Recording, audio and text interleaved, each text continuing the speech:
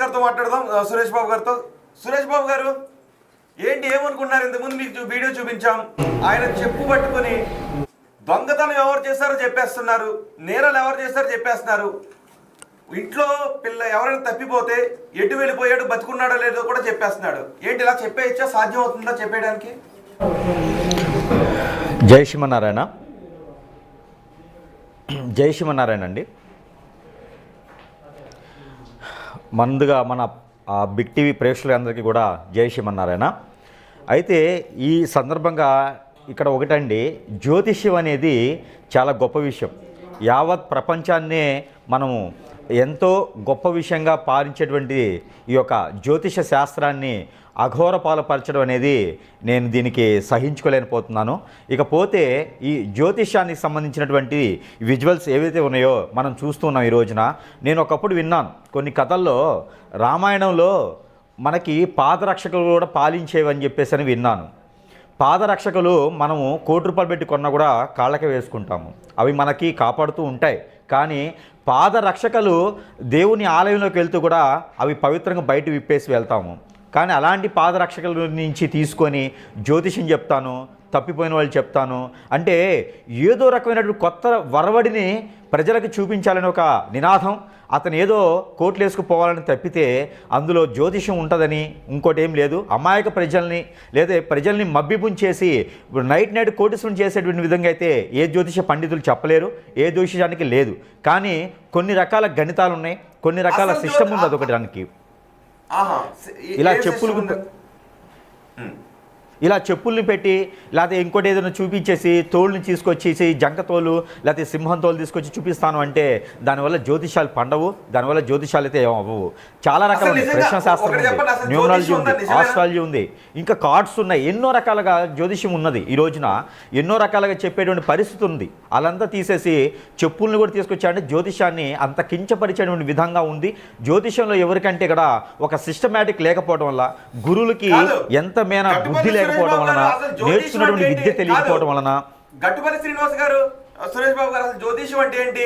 జ్యోతిషం అంటే ఒక జ్యోతిష్ శాస్త్రాన్ని చదివి గ్రహాల కదలికల గురించి చెప్తుంటుంటారు. ఒక కుండలని వేసి date of birth, place of birth ఇవన్నీ అడిగి చెబుతుంటుంటారు. జనరల్ ఇది అనుకుంటారు. కానీ కొంతమంది గబ్బలేసి చెప్పేస్తున్నారు.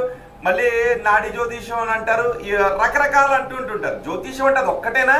ఇన్ని రకాలు ఉన్నాయా?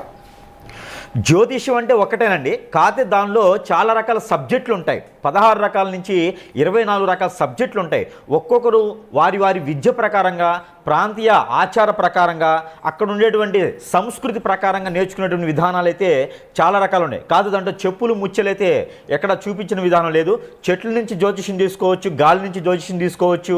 ఎన్నో రకాల గ్రహాలని సమకూలంగా చేసుకునే జ్యోతిష్యం ఉంటుంది. ఈ మధ్యన న్యూమరాలజీ దరిద్రులు కూడా చాలామంది తయారైపోయినారు. వాళ్ళకి ఏమొస్తుందో ఏం రావట్లేదు కూడా తెలియట్లేదు. అసలు మాకే అర్థం కావట్లేదు మేమేం నేర్చుకున్నాం అనేది.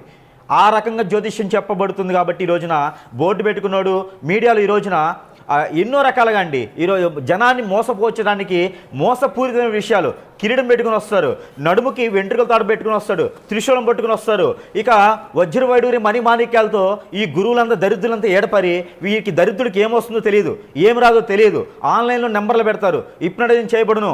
ఒక అమ్మాయిని 6 గంటల్లో తీసుకొచ్చి ఒళ్ళో పడుకోబెడతాను, ఒక అబ్బాయిని మీ ఒంట్లో వసూలు చేసేస్తానని చెప్పేసి ₹1,00,000 వసూలు చేసేటువంటి ఈ నాగరికత ఉన్నంత వరకు కూడా జ్యోతిషానికి విలువ అనేది లేకుండా పోతుంది. మరి దరిద్రులు వేరే అవకాశం లేనట్టుగా, వేరే దొరకనట్టుగా ఇదే పెట్టుబడినట్టు వ్యాపారంగా వస్తూ ఉన్నారు. వీరికి ఏ విద్య వచ్చు?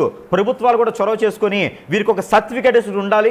వీరికి అసలు ఏమొచ్చు ఏమి రాదు అనేది తెలిసి ఉండాలి. ఈ మాధ్యమాలు ఉన్నాయన్నా ఆ మాధ్యాలకు ఎంతో కొంత సమర్పించేసుకొని ఈ రకంగా పబ్లిసిటీ చేసుకొని చాలామంది అమాయక ప్రజల్ని బలి చేసేటువంటి విధానం ఉంది. ఈ చెప్పులతో ముచ్చొచ్చే జ్యోతిషం చెప్పేటి వాళ్ళని అసలు ముందు వారికి ఏమొచ్చు అనేది గమనించుకోవాలి. ఒక సర్టిఫికేషన్ పెట్టుకోవాలి. అవార్డు ఈరోజు 10,000 నుంచి ₹1,00,000 ఇస్తే అవార్డులు పొందుకుంటా ఉన్నారు. ఆ అవార్డులు దేనికో తెలియదు. ఆ పబ్లిసిటీతో జనాల దగ్గర డబ్బులు వసూలు చేస్తూ ఉన్నారు. 10 మంది నాయకుల దగ్గరికి 10 మంది సెలబ్రిటీస్ గురించి చెబితే ఇక వాళ్ళు జ్యోతిషులు అయిపోతారు.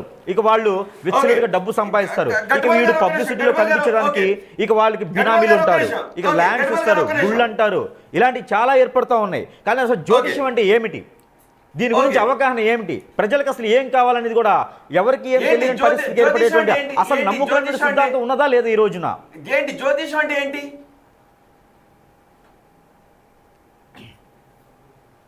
ఓకే గడ్డపల్లి, నేను మీ దగ్గర మళ్ళీ వస్తాను. సుమన్ శర్మ ఉన్నారు మనకి వరంగల్ నుంచి. సుమన్ శర్మ గారు నమస్తే. సుమన్ శర్మ గారు, మీ ఆడియో రావట్లేదు, ఒకసారి మ్యూట్లో ఉన్నట్టు ఉంది బహుశా మీ డివైస్, ఒకసారి ప్లీజ్ అన్మ్యూట్ చేయండి. ఓకే సుమన్ శర్మ గారు, నా మాట వినిపిస్తుందా?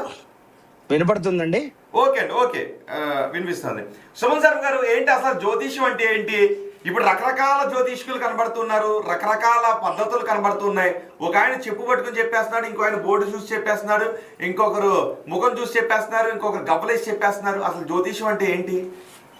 ఓం శివాయ గురవే నమః, శ్రీ భద్రకాళి మాత్రే నమః. ఒకటి, ఇంతకుముందు పూర్వం గురుగారు చెప్పినట్టుగా ఒక జ్యోతిష్ శాస్త్రంలో చాలా రకాలైనటువంటి ఒక బ్రాంచెస్ ఉన్నాయండి, అంటే శాఖలు ఉన్నాయి. అంటే సుమారుగా 18 నుంచి 24 రకాలైనటువంటి విధాలుగా జ్యోతిష్యం చెప్పబడుతుంది అనేది మన శాస్త్రం చాలా స్పష్టంగా చెప్పకుండా.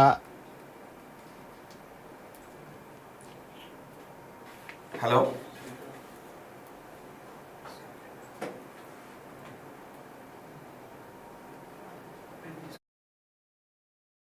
సుమన్ శర్మ గారు, ఓకే సుమన్ శర్మ గారు, నా మాట వినిపిస్తుందా? ఓకే సుమన్ శర్మ గారు డిస్కనెక్ట్ అయింది ఆయన మొబైల్. ఒకసారి మళ్ళీ రీకనెక్ట్ అయ్యే ప్రయత్నం చేద్దాం. నిత్య విద్యానంద భారతి మనకి అందుబాటులో ఉన్నారు. నిత్య విద్యానంద భారతి గారు, ఏంటి అసలు జ్యోతిష్యం అంటే ఏంటి? నిజంగానే ముఖం చూసి చెప్పేచ్చా? చెప్పు మీద అక్షంతలు వేసి చెప్పేచ్చా? నమస్కారం అండి. జ్యోతిష్యము అనే పదాన్ని మీరు వాడటమే మొట్టమొదటి మీరు చేసిన తప్పు. అసలు జ్యోతిష్యం అనే పదం మీరు వాడకూడదు ఇక్కడ. ఎందుకనంటే జ్యోతిష్యం గురించి మాట్లాడేటప్పుడు జ్యోతిష్యులతోటే మాట్లాడాలి. ఇక్కడ మీరు చూపించినటువంటి ఏదైతే చిత్రం అనేటువంటిది ఉందో, ఏదైతే వీడియో మాకు దర్శనంగా మీకు చూపించారో, వీటిని జోహాస్యాలు అని అంటారు. జోహాస్యాలు అని అంటే పూర్వకాలంలో సోది చెప్పటము, ముఖం చూసి చెప్పడము, ఏదైనా ఫోటో తీసుకెళ్తే వారి విధానాలు తెలియజేయడము, ఇవన్నీ కూడా ఏ ప్రామాణికాలకి కూడా తావు ఇవ్వనటువంటి, ఒక పరిగణలోకి లేనటువంటి జీవనోపాధితో కూడుకున్నటువంటి ప్రయాణాలు ఇవన్నీ. ఇవి కాలక్రమేణా తాతలు ముత్తాతల నుంచి వచ్చాయని చెప్పుకుంటారు కొంతమంది, కానీ వాస్తవికంగా చెప్పాలంటే ఇది జ్యోతిష్య శాస్త్రానికి ముడిపడినటువంటి సబ్జెక్ట్ అయితే కాదు. ఇప్పుడు మీరు ఏదైతే చూపించారో చెప్పులతో కానీ, వారు వేసేటువంటి అక్షతలు కానీ, ఆ పసుపు కుంకుమ కానీ, ఇతరితరాలు చేసిందో, ఒక మాటలో చెప్పాలని అంటే అది ఒక రకమైనటువంటి వ్యాపారం. ఆ వ్యాపారం గురించి ఎంత తక్కువగా మాట్లాడుకుంటే అంత మంచిది.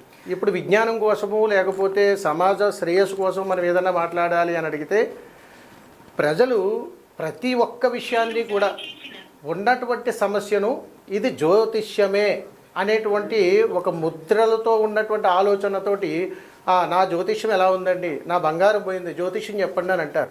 వీటిని జోహాస్య ప్రశ్నలు అని అంటారండి. అందుకని ఈ జ్యోతిష్యాల్లో అనేక రకాలు ఉంటాయి.